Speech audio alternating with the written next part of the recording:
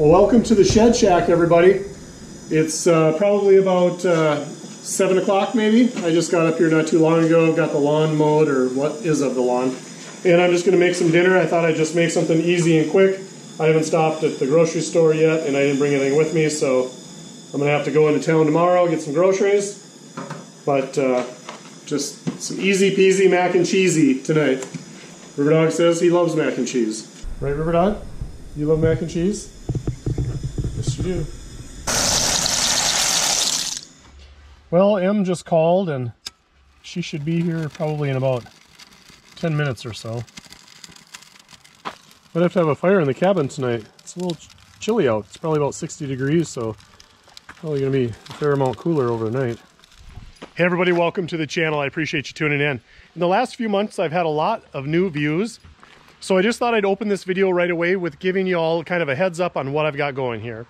So behind me is an Amish made shed, and I had this shed made for me for $3,700, and I had it brought up to my off-grid property, and most recently I am putting a front porch on it, which I will eventually screen in. But the idea is to turn this shed into a tiny home slash off-grid property, homestead, deer camp, whatever title you want to put on it.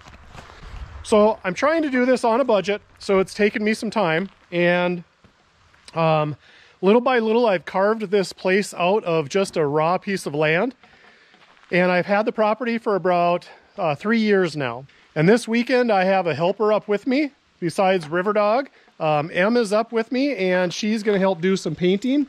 We're going to go ahead and paint the door and the window trim, stain the boards that I do have up, and meanwhile I'm going to work on the roof, and I'm going to work on putting the rest of the boards up above the door in that space. First things first, I got to grab some lunch, and I thought that I would try something I've never tried before. Frozen pizza on a grill. Except it's not really frozen pizza anymore because we bought it in town, so it's more like thawed pizza on the grill. No idea if this is going to work or not, but we're going to give it a try. I thought if I left it, I thought that if I turned the side burner on high and turned this burner off, or extremely low at least, maybe it would cook a pizza. We'll find out. Em's just cleaning that door up before we paint it. Now I gotta go through and get all the staples out of the edge where I had that screen stapled up. It worked, in theory. Yeah, probably could use some refining, but at least the concept works. Not using it on the rest because when you take it off, you got to go against the wood anyway. So we definitely should have primed the doors first to get the paint to stick. Solid steel roof before, and I really truly have no idea what I'm doing. So if you've never done it before either, this video will probably teach you what not to do, because I'm sure I'm going to mess it up. The only thing I do know is they have these screws with the little washers on them, and if you push them, if you screw them in too tightly and compress that washer too tightly, you can ruin the water resistant qualities of it, or the waterproofing qualities. The other thing that on this particular steel roofing, the guy at the roof shop said that these screws go in the valleys of the steel roof, not in the ridges like some does. And he said to put in the screws about every 2 feet. So we're going to go ahead and do that, and hopefully this goes pretty quick once we get our systems down. The big thing will be getting the first piece square and making sure that we have enough that I don't overlap them too much, and kind of trying to find the sweet spots.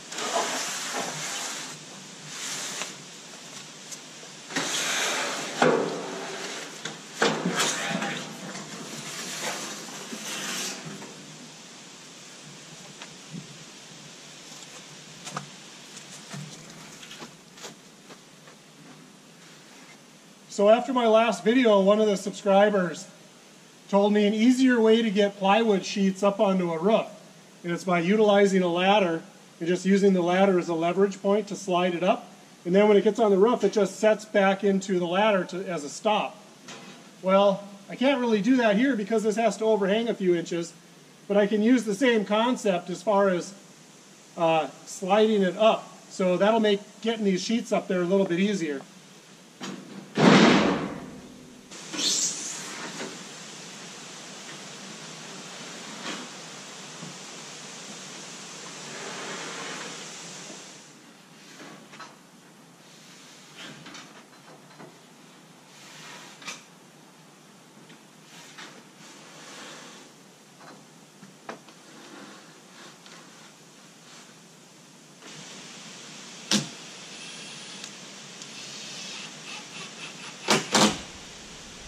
So if you're interested in doing it on your shed or cabin, here's just a couple of things that I can pass on. The size of my porch is 8 by 12, and the panels were like 71 inches, give or take, 79 inches, something like that. With the hardware, with the screws, the metal panels, and the foam strip underneath the ridge cap and the ridge cap, it was $313 to cover the roof. So you can kind of measure that out. It's probably definitely more expensive than shingles, but hopefully it goes faster and it will last forever. The other thing I like about steel roof up in the woods is we have a lot of bonfires. I have a wood stove. Any sparks that come out of the wood stove chimney or any sparks that may blow from the bonfire, they're not going to land on an asphalt roof. They're going to land on the steel, so it also has a degree of fire protection. There's going to be some redneck action right here. I've got that rope tied off to a tree on the other side of the porch, and I'm just going to run this line through my belt. So hopefully that'll, at least if I do start falling, it'll slow me down enough where I can get my bearings at least.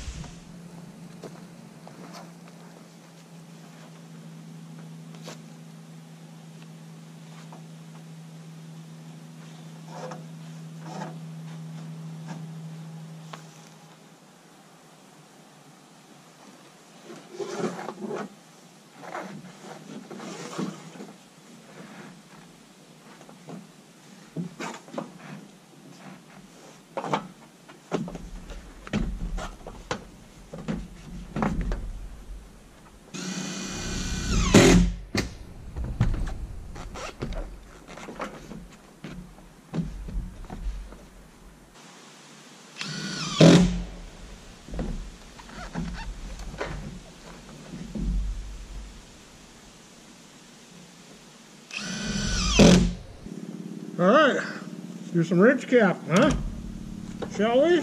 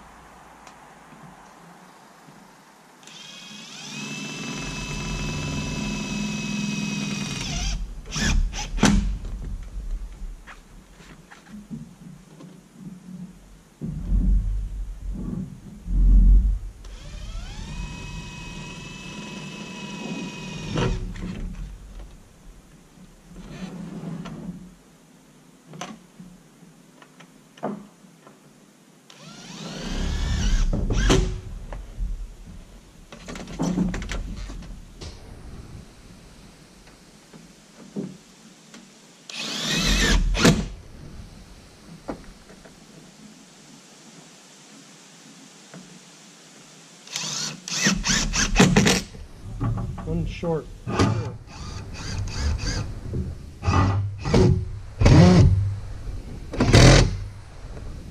I'll have to go all the way down.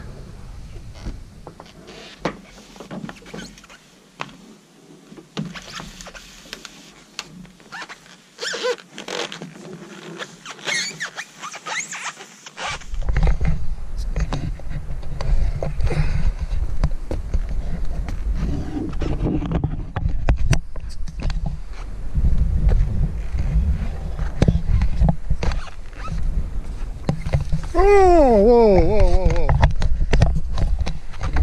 Less camera work, more safety. So here's my hillbilly safety thing. It worked. I'm not dead. Didn't fall off. Alright. So the porch is done. At least the steel roof. I gotta do some more fascia in the front and everything else too.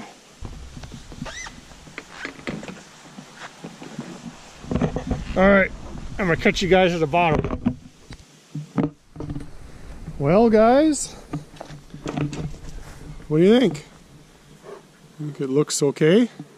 So the reason I came out so far on the overhang was because I planned to put this 1-inch pine lap siding up in this triangle area, and so that will give me 1 inch, and then of course I have to run a new fascia board, trim board, and that's why I left my fascia overhanging here, because I plan to run my fascia board about that far out. So Em was working hard on getting the painting done on the door and windows. It looks pretty good. It took lots of coats though, it just really didn't want to stick. I'm gonna have to go back and do some work with the trim brush and touch up and hit some glass with a razor blade, but that's part of the game. Looks like a pretty nice night, so I think we're gonna run into town and grab some supper. Well, Em and I went out to dinner tonight and we just got back and it's completely dark. So I went outside and I took a couple pictures, and now we're just kind of settling in, and Em is doing a little reading, and I'm just gonna catch up on some video work. And your boy River looks like he's ready for bed.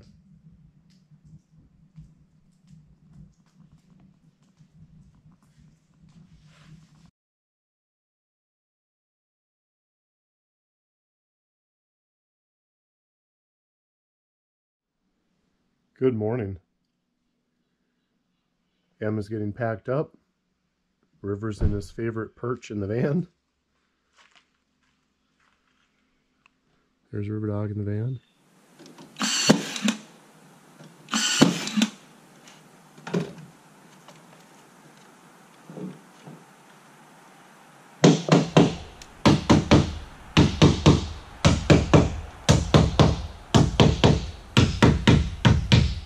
Have I ever mentioned how much I hate staining? It's probably, painting and staining is probably one of my least favorite things to do. So, but it's got to be done. I really don't have very much to do, and then I have to leave to go to Duluth because I have to help my son Hunter out with a car issue he's been having. So after lunch, River and I were going to head to Duluth and meet him and maybe get some dinner and then head back here tonight.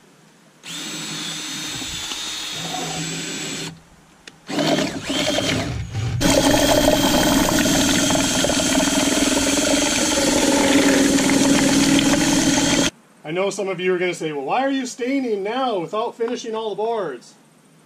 Well, I ran out of boards, and I got these from the Amish sawmill, which means I can't run to the orange box store and get more. And I have a really busy schedule in October, which means I'm not sure how much. No, this brush is horrible. This brush is junk. So I'm not sure how much time I'm going to have to get up here while the weather's warm still. And then we move into hunting season, and my son Hunter and I are going to take a trip out to Colorado in a couple weeks. So I really wanted to get everything stained that I could get stained when the weather's nice, because it won't be long and I won't have a chance to do it. It'll be too cold.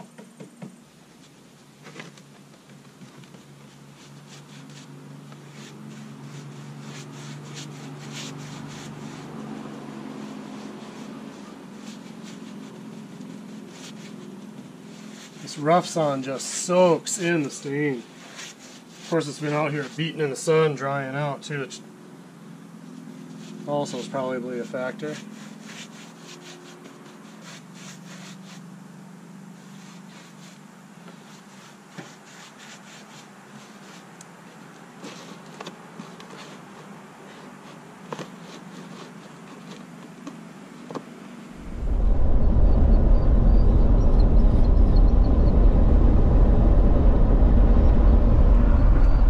Hey, so I just got back from Duluth from dropping off the tires for my son Hunter and going out to dinner with him. And I came back to start a fire because it's a little bit cool in here. And I used the last 2 pages of newspaper I had to start the fire, and it went out. And I thought, well, gosh, what am I going to do now? So I used what any good woodsman would use, corn chips. As you can see, the tortilla chips are burning quite nicely. All the corn oil in a tortilla chip, or like a Fritos corn chip, they are great fire starters. If you ever get in a bind, taco chips, corn chips, tortilla chips, whatever you want to call them, very flammable. They'll burn nicely, nice solid flame, burning all that oil from the corn. And that is how I started my fire tonight. We will catch you guys in the morning. Good night.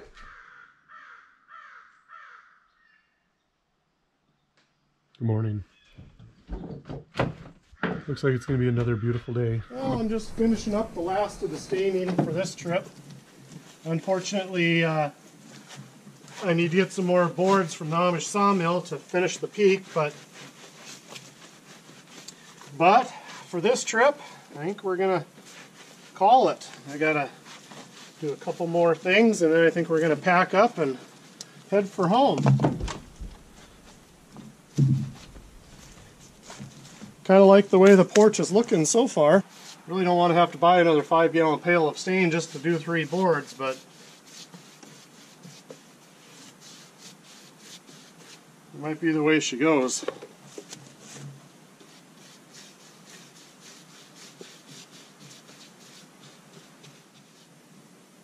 Well,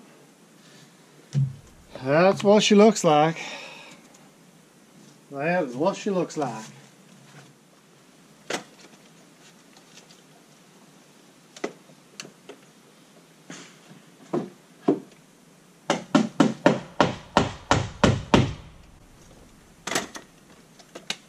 Well, there she is. That's this weekend's progress. We got the steel on the roof. Em got the windows and doors painted. And I put up the rest of the boards that I had and got those stained. Squirrel patrol.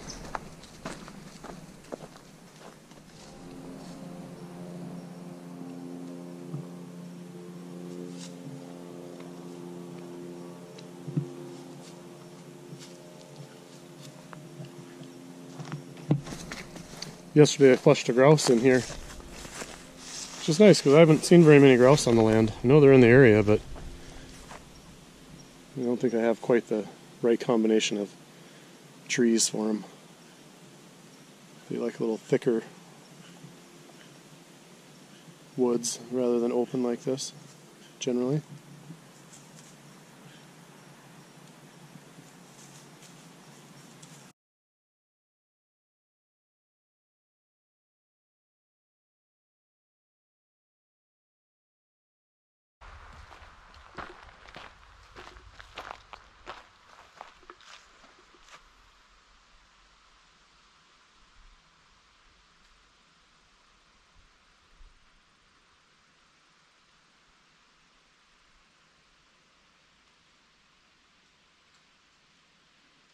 Hey everybody, thanks for watching the video. I really appreciate it.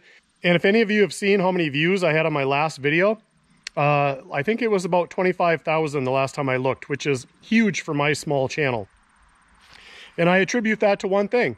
Everybody's stepping in and saying hi, because when you leave a comment, it actually helps the YouTube algorithms and it helps my channel get discovered by new viewers. So it's been really fun the last week or two to get to know some of you that I haven't met before and to hear your stories about your builds and your off-grids, homesteads and tiny homes and shed to cabin projects. I'm really enjoying it. So for everybody who reached out last video and said hi, or left me a comment or shared your story with me, thank you very much. I'm really enjoying this part of the process. And yeah, I just really appreciate it. So I hope you guys like what you're seeing at the cabin here. It's starting to feel less like a shed and more like a little cabin, a little home. So that's the idea. We'll see you soon.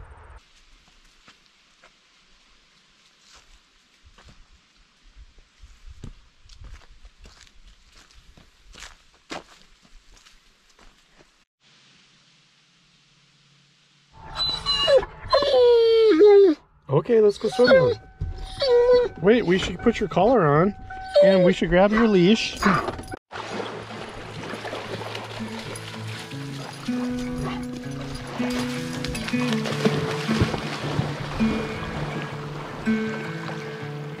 Good job, good fetch. Always on, always on my mind and way out of my league.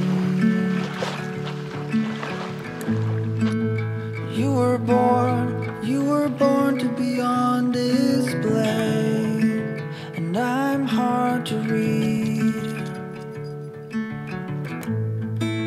I thought of you, hoping that the ripples would make you notice me, and now you're here, sunlight on the ripples, somehow you noticed me.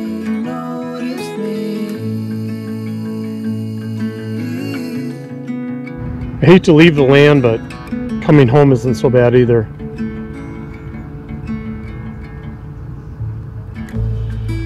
I don't believe it's all about the things that we share. I love finding new spots on the drive home. Marry me when the lights go out. You know I'll be there.